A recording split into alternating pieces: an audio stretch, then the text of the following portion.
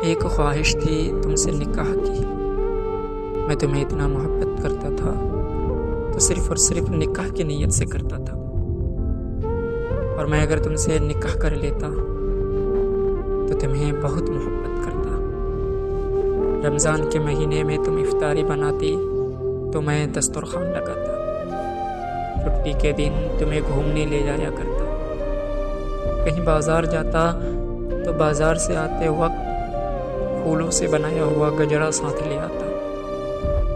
जैसे ही नमाज का वक्त होता तुमसे नमाजों के बारे में पूछता।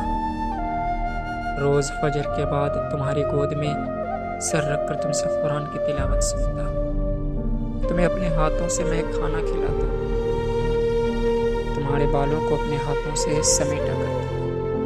तुम्हें इजहार मोहब्बत में से सूरह रहमान सुनाता। और जब तुम बीमार पड़ जाती ना तो खुद से ज़्यादा मैं तुम्हारा ख्याल रखता। अपने हाथों से तुम्हारा श्रृंगार करता, तुम्हें मेहंदी लगाता।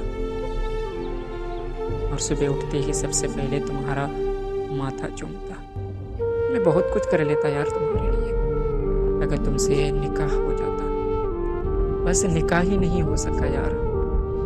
मेरी सिर्फ मोहब्बत अधूरी नहीं रही, मोहब्बत के साथ साथ ये करोड़ों अरमान भी अधूरे रह गए। और अब मैं तन्हा